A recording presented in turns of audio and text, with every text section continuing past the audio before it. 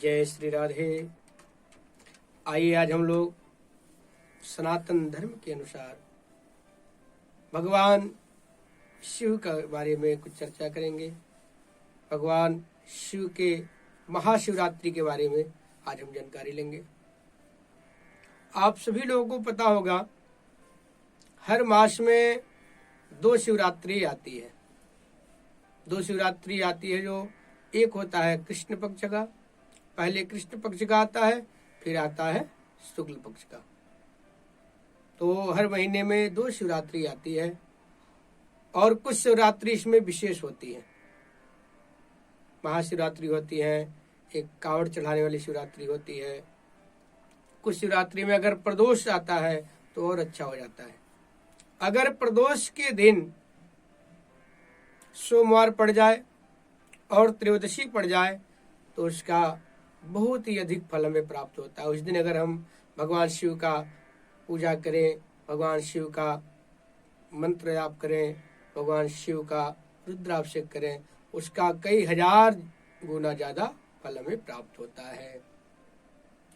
तो इसी तरह मैं बताना चाहूंगा आप लोगों को, अभी महाशिवरात्रि आने वाला है। महाशिवरात्रि अभी आप जल्दी में आएगा और इससे भगवान शिव का ये महाशिवरात्रि व्रत त्योहार है और महाशिवरात्रि में भगवान शिव का आराधना करना चाहिए, भगवान शिव का पूजा करना चाहिए और भगवान शिव का रुद्राभिषेक करना चाहिए। अगर किसी के ऊपर काल सर्प दोष है तो उसके लिए भी काल सर्प दोष निवारण के लिए पूजा महाशिवरात्रि में प्रारंभ करना चाहिए। उसका भी बहुत अधिक फल प्राप्त होता है। अगर आप उसमें पूजा नहीं करा सकते हैं तो वैसे ही आप भगवान शिव को नाग नागिन का जोड़ा ले जा करके चढ़ा दें और अभिषेक कर दें। अपने आप ले जा करके शिव मंदिर में चढ़ाएं, शिवलिंग के ऊपर नाग नागिन का जोड़ा दोनों को चढ़ा करके फिर आप जो है पहले जल से स्नान करा दें, फिर दूध से अभिषेक करें, फिर जल से अभिषेक करके अपना पूजा प्रारंभ करें।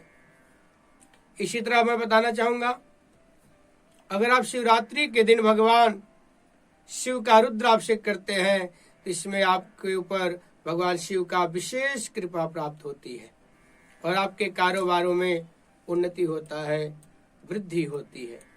माँ लक्ष्मी भी आपके ऊपर कृपा करती है। जैसे कि अगर आप शिवरात्रि के दिन दूध से भगवान शिव का रुद्राभिषेक करते हैं तो आपकी मनोकामना पूरी होती है। अगर आप गन्ने के जूस से रुद्राभिषेक करते हैं तो भगवान शिव की रुद्राभिषेक से माँ लक्ष्मी बहुत ही प्रसन्न होती है और आपके ऊपर लक्ष्मी जी पैसे की वर्षा करने लगती है, आपके चारों तरफ रास्ते खुलने लगते हैं। और जैसे मान लीजिए कोई बहुत बीमार है, कोई घर में या हमारे रिलेटिव में कोई बार बार बीमार पड़ रहा है और ठीक नहीं हो रहा है, तो उस दिन कुसा को एक दिन पहले भिगो दें और कुसा को पीस करके उसका जूस बना दें, जूस बना करके छान लें और उसी से रुद्राभिषेक कराएं।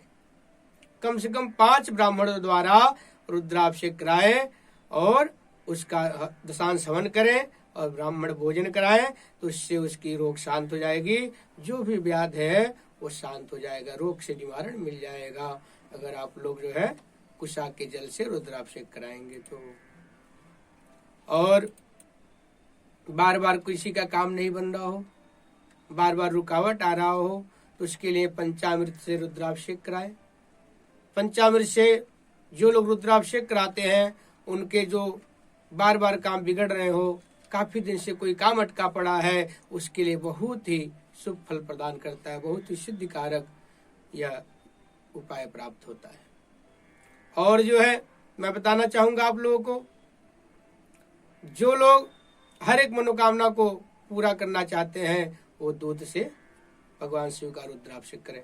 अगर गाय का शुद्ध दूध मिल जाए तो उससे बहुत ही अच्छा फल प्रदान होता है।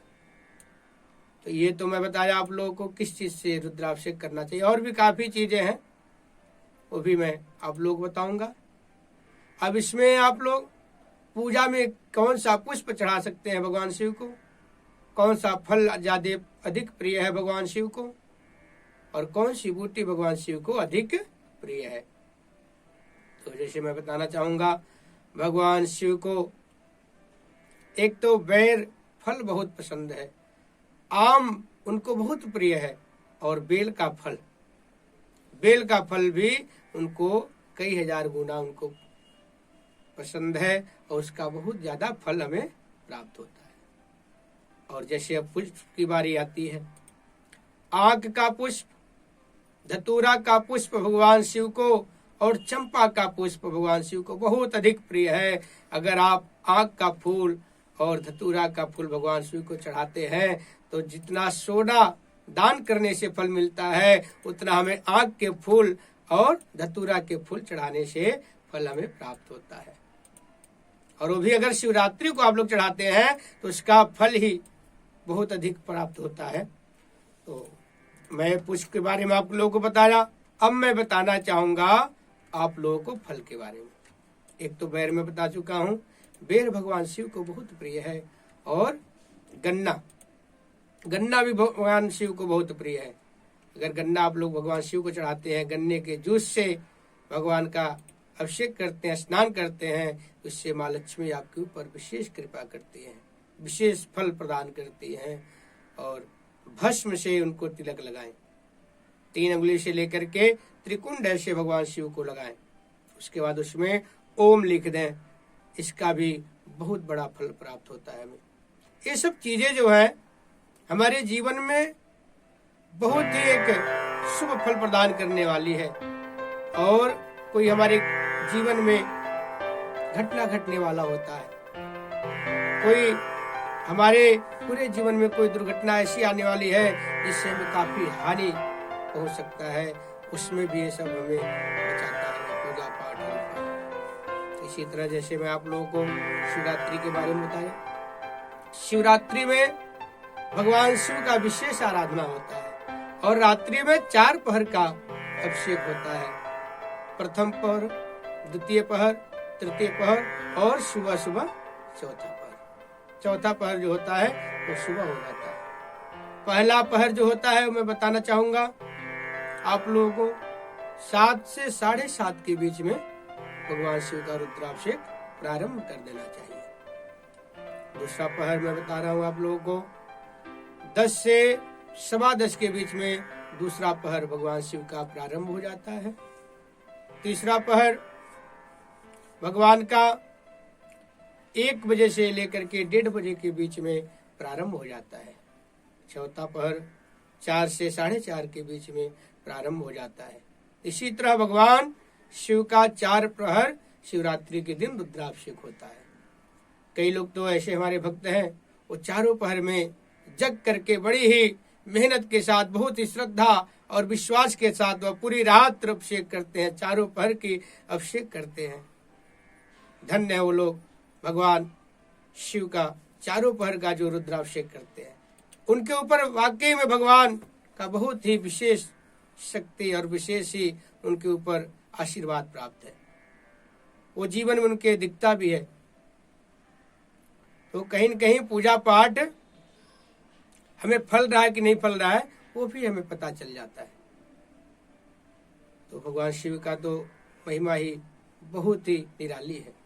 भगवान शिव बड़े ही दयालु है। एक बात और मैं बताना चाहूंगा आप लोगों को, भगवान शिव जो है आपसे कुछ नहीं मांगते हैं, न आपका घर चाहिए उनको, न आपका दौलत चाहिए, न आपका बंगला चाहिए, न आपका पैसा चाहिए भगवान शिव को। भगवान शिव बहुत ही दयालु हैं, भोले हैं, उनको मात्र 1 लोटा जल चाहिए, और वो भी नहीं दे सकते हैं तो आप अपने मन में ही भगवान शिव का स्मरण कर लेंगे, उससे भी भगवान प्रसन्न हो जाते हैं और आपके सभी कष्टों को, सभी दुखों को वो दूर कर देते हैं, हरण कर लेते हैं। भगवान शिव को शुद्ध मन से और स्वच्छ मन से केवल स्मरण करें, इससे भी काफी फल हमें प्राप्त होता है। तो आइए आप सभी का मैं धन्यवाद करता हूँ। फिर मैं इसी तरह से एक अच्छा वीडियो लेकर के आऊँगा आप लोगों के साथ, फिर मैं जल्दी ही मिलूंगा। धन्यवाद।